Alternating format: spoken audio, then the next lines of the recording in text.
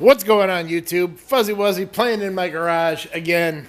I know, it's been a while. Man, I'm busy. I got a real job and shit. And fucking working for the birds. I don't have time to play around out here anymore. But I got a little bit of time now. This is my latest project. You ever seen those cranes that go in the back of the receiver hitch of your truck? Man, I want one of those. Every year I load engine blocks and one whole engine in the bed of my truck for winter weight. And the cherry picker I got, it loads it just fine, but it won't reach the middle of the bed. And I got to do it in the driveway, and my driveway's not flat. That shit gets tipsy, it gets kind of sketchy. So I wanted to build a truck crane.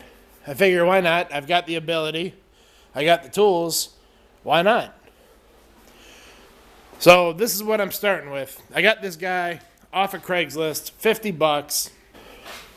It's decent thickness. It's 50. It was $50 for a reason. That ram doesn't work.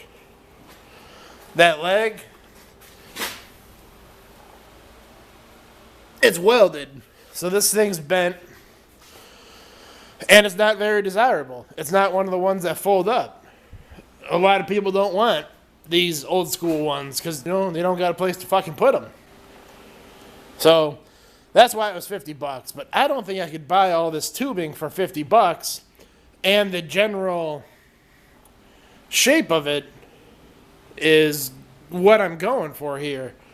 It's just going to be mounted in the back of a receiver. If you haven't seen those, I'll put some pictures of some right here. Now, they're not going to look exactly like this. Mine's going to differ because I need it for a specific job that I do every year. But it's going to function the same. So that being said, that's what I'm doing. Let's build this shit. Ought to be fun. I mean, I feel like welding something. I haven't welded anything in a while. I feel like fucking welding something.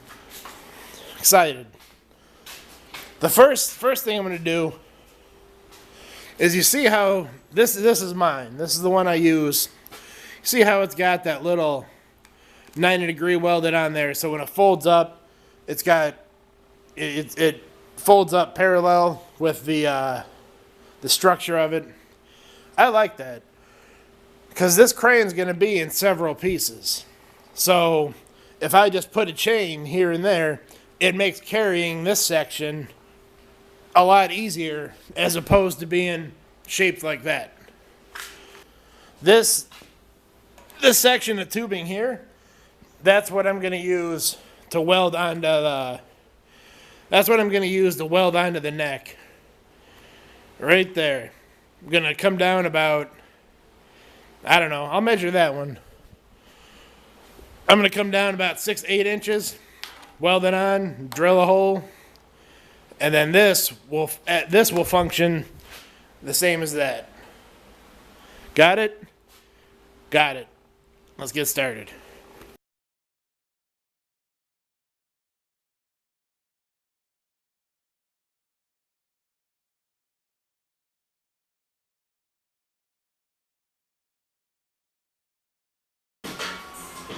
Woo!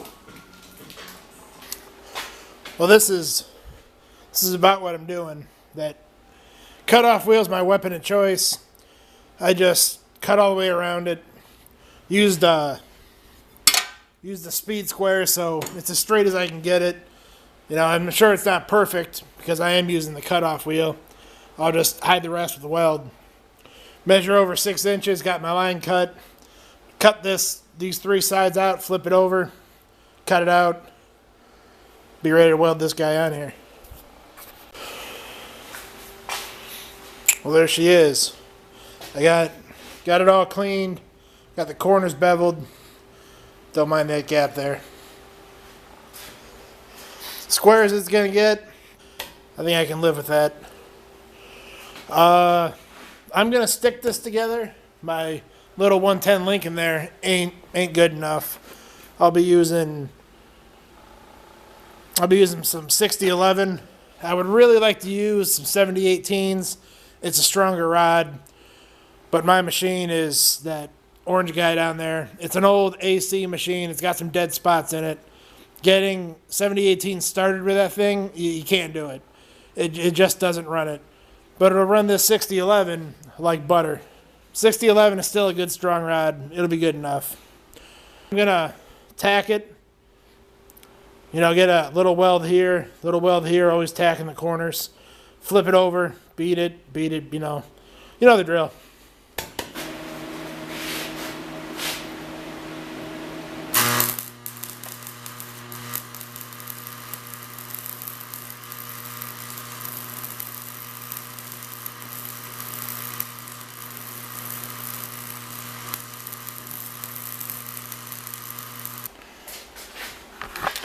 The one thing about this 6011 is it is a smoky rod. It is cloudy in here. I'm going to get the flip mode out of here for a while. Let this shit dissipate. It's been a few. Still smoky in here. I guess what are you going to do? That's what she looks like. That's just with a wire wheel on the angle grinder. That's just a wire wheel on the angle grinder. I'd like to clean it off, makes it look a lot better. I'm no professional welder, trust me, but 6011 is also a nice looking rod. It's not hard to make it look nice. Looks like before the wire wheel.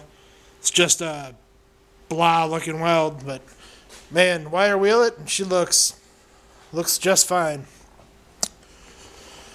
Thinking about it, I'm kind of an idiot. I should have drilled the hole for the bolt, for that big ass bolt. Should have drilled the hole in the drill press first. Because now I can't really use a drill press without having somebody else hold it. That's going to suck.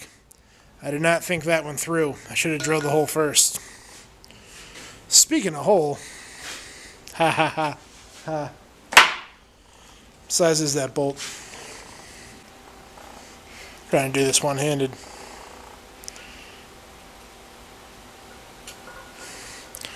.714. So 7. It's a 3/4 inch bolt. Boring a hole that big through. I don't know, what is this? Through 1/6. That's only 1/8? Get the fuck out of here, really? Yeah, through 1/7. Well, no, that's only 1/8 inch. I thought, is that millimeter? No, that's inches. Boring a hole through this thick shit with a regular twist bit 3/4. It's going to take a while. I might be better off just hole sawing it. I don't know, we'll see. I think that's pretty much it for tonight. It's 9, 10 o'clock at night. It's dark. I don't want to bring the truck in here. I can't really do much else until I get something that fits inside the hitch, which this is a hitch. I need something this size. I was hoping this square stock, fucking asshole. I was hoping the square stock off this wheel would work, but that is way too big. I'm gonna have to figure something out for that. I got a bunch of shit in the corner here.